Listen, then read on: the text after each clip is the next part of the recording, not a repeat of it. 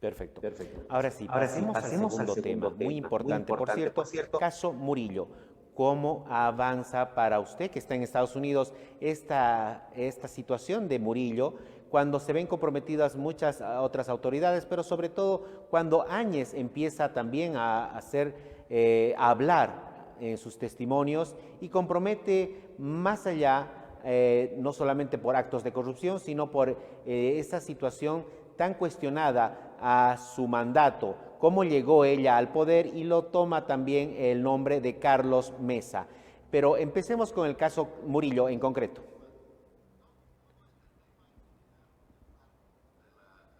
Aquí hay dos hechos, ¿no?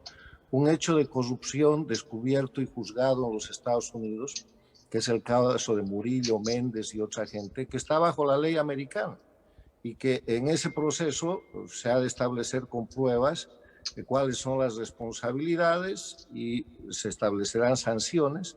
Si hay bolivianos como Murillo o su gente condenados en Estados Unidos, cumplirán su condena y después de ser condenados serán expulsados del territorio americano, no es necesaria ninguna extradición, y llegarán a Bolivia, como ha sucedido en el caso de mucha gente boliviana que ha delinquido, que ha sido juzgada en Estados Unidos y que después la han expulsado. Ese es el caso del excomandante de la FELC de Evo Morales, un general de policía que fue atrapado haciendo tráfico de drogas en Panamá, traído a los Estados Unidos, juzgado, condenado, cumplió su condena y lo expulsaron a Bolivia.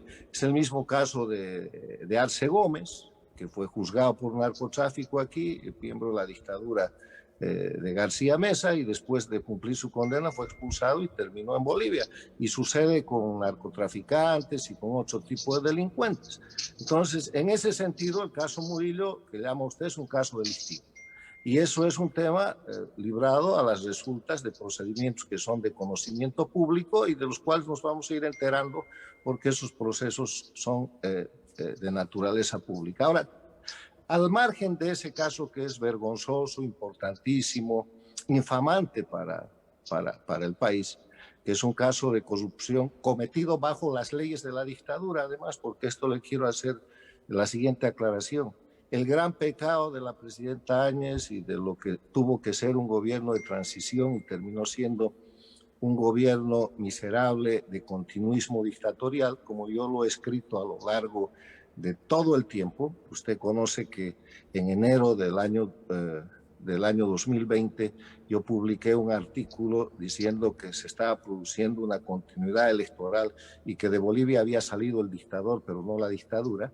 Y eso generó que la gente del gobierno pida de nuevo mi extradición, o sea, la gente del gobierno, Yanine Áñez, pidiendo la extradición en base a la persecución política de la dictadura de Evo Morales. Entonces, ellos han sido un gobierno de continuismo porque en vez de restaurar la República y restablecer la vigencia de la Constitución Política del Estado de la República del año 1967, reformada en 94, se han mantenido con el estatuto dictatorial de la denominada Constitución del Estado Plurinacional y se han mantenido con todas esas leyes que son leyes de corrupción. En la República, si usted tenía que hacer una compra de excepción, necesita primero un decreto supremo y después necesita 3 cotizaciones con invitación pública y después compra. En la dictadura usted puede comprar bajo cuerda lo que quiera y lo que han hecho estos del gobierno interino ha sido reproducir las decenas de casos de corrupción que han cometido los del gobierno de la dictadura de Evo Morales, en el caso Barcazas, en el caso Avión Presidencial, en el caso de la fábrica de urea, en todos los casos, lo que no quita la comisión de los crímenes ni la gravedad de los delitos que ha cometido el denominado gobierno de transición. Pero lo que demuestra es que lo que es la estructura delictiva de la dictadura, que es muy diferente a la estructura de la república. Y el otro tema, en ese mismo campo, es algo que más pronto que tarde va a tener que salir, y es el hecho de las reservas, porque en la República se aprueba un presupuesto general de la República, eso es una ley, y para modificar ese presupuesto necesita otra ley. En la dictadura, con un memorándum o una orden del Ministerio de Finanzas, usted puede mover todas las reservas que quiera, desde el Banco Central al Tesoro General, y así han desfalcado el Banco Central y han llevado a Bolivia a una situación mínima de reservas y a un nivel de deuda que alcanza el 60% de nuestro Producto Interno Bruto, lo que hace a Bolivia prácticamente inelegible para cualquier crédito internacional y la pone en una situación de crisis que no se expresa por el tema de la pandemia. Entonces, ese es el tema de la corrupción. Ahora, el otro tema es el tema de la persecución política en Bolivia. En Bolivia, el dictador Evo Morales, que ha regresado a Bolivia para ejercer una dictadura en jefe, porque él es el jefe del gobierno, y él tiene un jefe de Estado en ejercicio que es Arce Catacora, lo que ha hecho es instalar una narrativa para decir que la renuncia que él hizo el año 2019, después de haber confesado que cometió fraude electoral y después de haber escapado de Bolivia, no fue renuncia, que fue golpe de Estado. Y para decir que las instrucciones que dio para masacrar a los bolivianos, grabadas y difundidas por todos los medios de comunicación, donde él instruye que se cerque la paz y que se produzcan las masacres de Sencata, de Sacaba y otros hechos criminales, como siempre, no fueron así.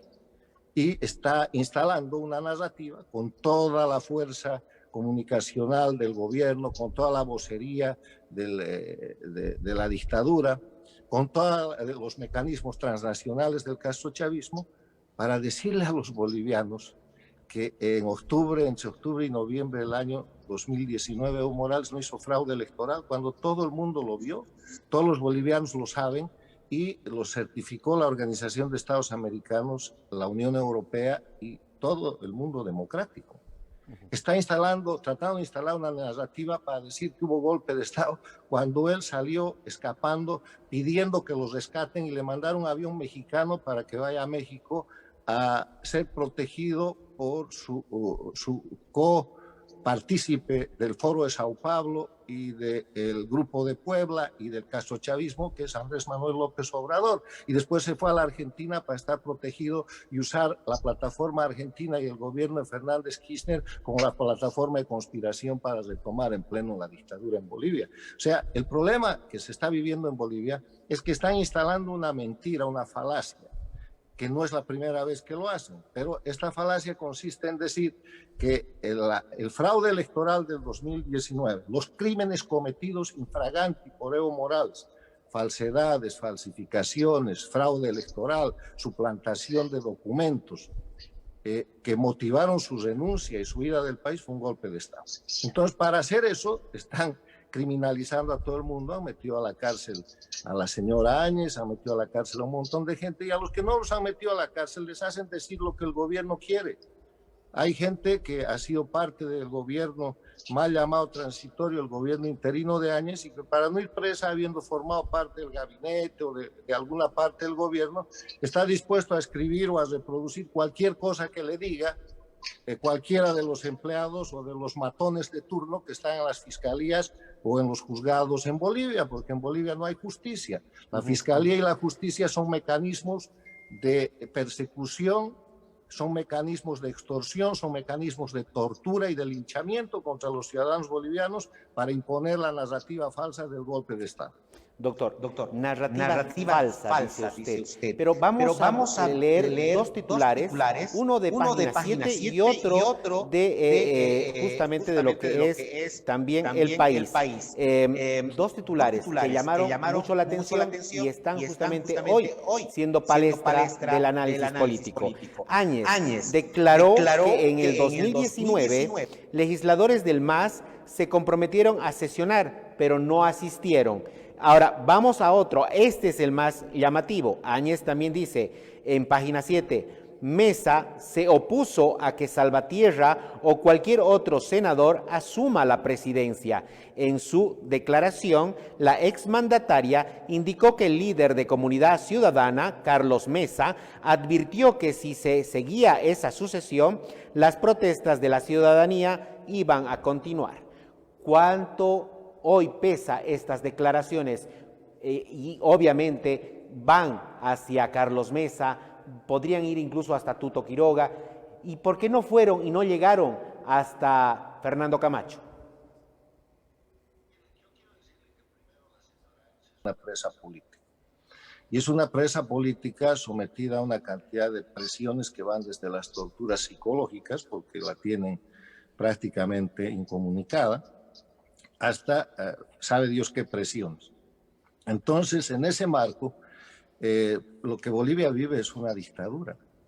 Y en el marco de la dictadura, lo que más le conviene a la dictadura es una confrontación entre la oposición. Yo creo que el gran error que se cometió por parte de la señora Áñez y quienes establecieron el gobierno que tuvo que ser de transición, pero que fue de continuismo dictatorial, es no haber hecho en el primer momento el retorno a la república y a la democracia, que fue lo que yo he pedido públicamente, abiertamente, en declaraciones. Usted me ha entrevistado una cantidad de veces, he mandado cartas, he hecho escritos. Bastaba un decreto presidencial solamente con la firma de la presidenta Áñez para restaurar la república, la constitución de la república y cesar todo el sistema dictatorial. Entonces no hubiera necesitado que la asamblea de la dictadura le apruebe nada. No hubiera estado expuesta a que los jueces y los fiscales del sistema de la dictadura protejan, como hicieron, garantizando la impunidad a todos los miembros de la dictadura encabezados por Evo Morales, terminando por el último de sus subsecretarios. No hubiera estado expuesta a que su gobierno, el gobierno de Áñez, se corrompa en las leyes de la dictadura y en la constitución de la dictadura, que están hechas para la corrupción, porque hacen desaparecer todo el sistema de chequeos y balances, de frenos y contrapesos y de transparencia en la gestión pública. Entonces, al no haber hecho eso, ha quedado atrapada ella y su gobierno en la trampa de la dictadura, y cuando comete un segundo gigantesco error, que es proclamarse candidata, y cuando viene después de eso la tremenda división de la oposición, que en vez de consolidar un frente para terminar con el proceso dictatorial no hace nada, y se comete el error de mantener vigente al instrumento de la dictadura, que es el MAS, que tenía que estar inhabilitado porque es el instrumento del crimen organizado. Y no se lleva adelante ningún proceso con justicia independiente para juzgar los delitos del fraude electoral, de las masacres y otros delitos contra Evo Morales y sus cómplices. Entonces se enreda, y yo creo que ahí en medio hay algún tipo de acuerdos que los miembros de la dictadura hoy día no están cumpliendo, y la señora termina en la cárcel. Porque para terminar con una dictadura hay que hacer dos cosas. Hay que cesar la estructura jurídico-constitucional de la dictadura y hay que evitar la impunidad. Y lo que hace Yanine Áñez y su gobierno es garantizar que esas dos cosas más bien permanezcan. Y yo lo invito a revisar mis publicaciones desde octubre del año pasado para darse cuenta de que permanentemente estaba advirtiendo de esta situación. Perfecto. Doctor, para culminar, usted entonces dice que estas declaraciones de Áñez no es en realidad la propia Áñez la que está diciendo esto, sino que la están forzando a decir todas estas declaraciones. Yo no he dicho Mesa eso. no estaría comprometido. No ponga en mi boca cosas que no he dicho, Aníbal. Yo he dicho que ella es una presa política que está sometida a una cantidad extraordinaria de presiones en el marco de lo que es otro crimen que está cometiendo la dictadura, que es la falsificación de una narrativa de un golpe de Estado que nunca existió. Y los bolivianos saben que el golpe de Estado no existió, porque el golpe tenía que haberlo dado todo el pueblo de Bolivia, los 21 días de resistencia civil, las amas de casa paradas en las esquinas, la juventud movilizada, los hombres y mujeres, los campesinos, los obreros, la ciudadanía con la bandera boliviana, pidiéndole al falsificador y autor del fraude electoral, Evo Morales, que se vaya. Y se fue. Eso no es golpe de Estado. Entonces le están queriendo decir al pueblo de Bolivia que se ha soñado con un proceso en el cual el dictador renunció, y para eso están persiguiendo gente que bien puede ser perseguida por otros delitos, pero para construir la narrativa del falso golpe de Estado, eso es simplemente una simulación. Esos son mecanismos de acusación, y por eso esta gente es presa política. Y yo creo que haría bien la que se llama oposición en Bolivia, los que están presos y los que todavía están libres, porque los pueden meter presos cualquier rato, harían bien en generar un criterio de unidad que rompa la narrativa del falso golpe de Estado y que restaure la verdad histórica, del fraude electoral y al que hay que procesar es a Evo Morales para que responda por el fraude electoral, por las falsificaciones, por los delitos, por la corruptela y por las masacres que ha cometido. Como no quieren responder por eso, para garantizar su impunidad, están falsificando la narrativa y están metiendo presa a la gente y obligando a que peleen entre ellos. Yo no sé si la señora Áñez dice o no dice la verdad, debe ser. Pero eso es lo que le conviene a la dictadura para seguir construyendo la narrativa del golpe de Estado. Perfecto. Concretísima esta pregunta. ¿Carlos Mesa tuvo injerencia política para que Áñez asuma la presidencia? Yo no sé, o sea, yo estoy demasiado lejos. Se olvide usted que yo soy un exiliado. Yo hago análisis de los hechos que suceden. Entonces, ¿Usted cree que tuvo o no tuvo? No me corresponde creer o no creer. Yo creo que, mire usted el gabinete de la señora Áñez, mire la estructura y mire las fotos y mire las visitas a la señora Áñez después de que ella es presidente. Y se va a dar cuenta quiénes estaban con él y quiénes no estaban con ella. O sea, ahí hay una cantidad de gente que no se está mencionando. Está obviamente Camacho, está Costas, está Ortiz, está Tuto Quiroga, que entraba y salía del palacio, está... creo que Carlos Mesa, está Samuel Doria Medina, pero eso no es ni bueno ni malo. Ese era un momento político en el cual ellos estaban tratando, voy a presumir su buena fe, de rescatar la democracia. Y en su rol político tenían que estar en eso. Lo que hicieron mal fue no restaurar la república y mantenerse en el sistema de la dictadura, y están pagando el precio, porque los que no son presos políticos hoy día son rehenes, con esas declaraciones o con otras.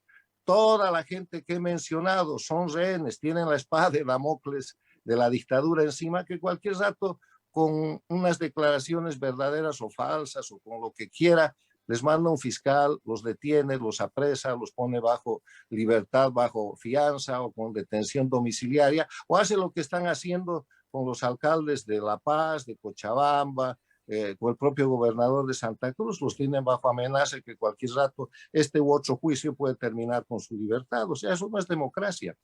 Bolivia vive en una dictadura donde hay presos políticos y donde la gente que quiere de alguna manera hacer oposición política resulta rehén del régimen en un sistema de extorsión y de falsificación de prueba y de acusaciones en manos de jueces infames, en un sistema en el que no hay división de poderes y en el que no hay Estado de Derecho. Con nosotros, Carlos Sánchez Berzaín, desde Estados Unidos, muy amable por este análisis. Gracias, doctor. Un abrazo y hasta próximo análisis. Gracias, mucho gusto.